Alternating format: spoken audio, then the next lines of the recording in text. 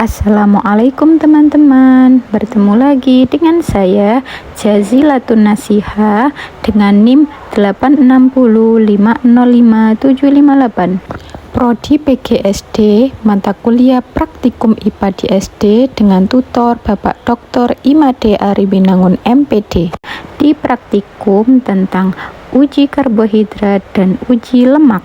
Praktikum yang pertama yaitu uji karbohidrat. Langkah yang pertama, kita siapkan betadin dan bagi bahan praktikumnya ke dalam 3 buah piring. Piring yang pertama berisi apel 1 iris, pisang 1 iris, nasi 2-3 butir, dan gula pasir 1 sendok kecil. Piring yang kedua berisi biskuit 1 potong, putih telur rebus 1 iris, dan kentang 1 iris.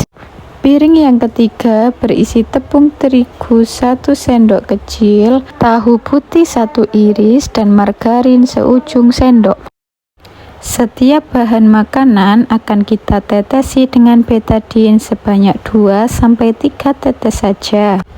Kemudian kita akan memperhatikan bahan makanan yang diuji, apakah menunjukkan perubahan warna, yaitu dari warna aslinya menjadi biru tua atau biru kehitaman.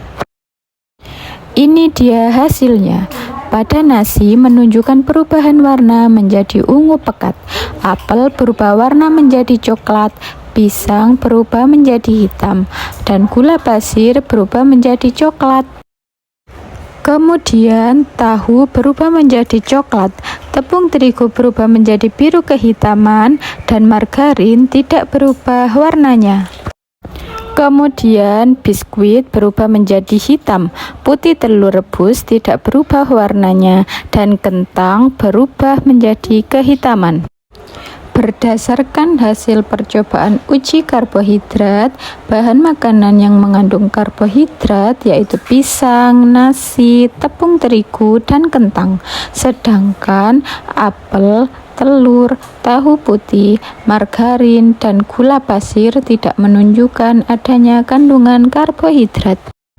Selanjutnya, praktikum yang kedua, yaitu uji lemak pada bahan makanan.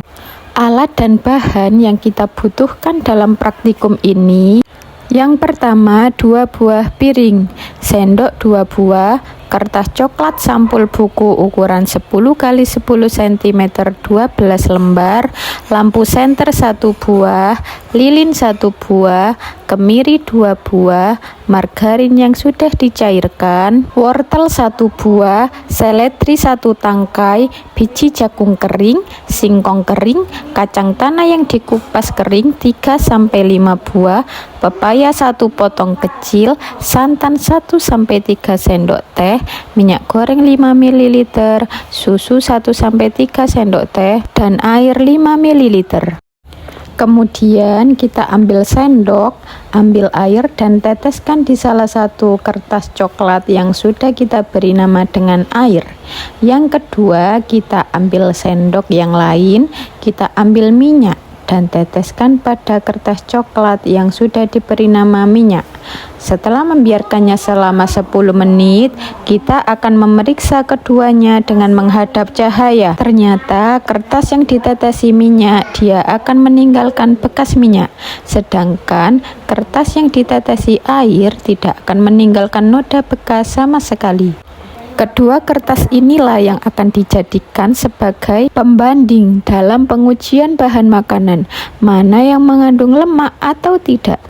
Selanjutnya kita akan menguji bahan makanan tadi. Yang pertama, kita oleskan kemiri di atas kertas sampul coklat. Kita ulangi sampai beberapa kali. Yang kedua, kita ambil sedikit margarin dengan sendok dan kita teteskan 2-3 tetes ke atas kertas sampul coklat. Yang ketiga, kita ambil wortel, kemudian kita oleskan beberapa kali di atas kertas sampul coklat. Begitupun seterusnya. Untuk bahan makanan yang padat, kita oleskan saja di atas kertas sampul coklat. Sedangkan bahan makanan yang cair akan kita tetesi menggunakan sendok 2-3 tetes ke atas kertas sampul coklat. Setelah itu kita diamkan selama kurang lebih 10 menit dan kita amati apakah kertas sampul coklat tersebut meninggalkan bekas atau tidak pada bahan makanan yang sudah kita uji. Jika sudah 10 menit, kita akan mengecek kondisi kertas tersebut menggunakan bantuan senter. Ternyata kacang tanah kupas meninggalkan bekas noda minyak pada kertas, sedangkan wortel tidak. Santan juga meninggalkan bekas pada kertas, sedangkan seledri tidak. Sedangkan susu meninggalkan bekas pada kertas, sedangkan pepaya tidak. Margarin juga meninggalkan noda bekas minyak, sedangkan singkong kering tidak. Dan kemiri meninggalkan bekas noda minyak, sedangkan biji jagung kering tidak.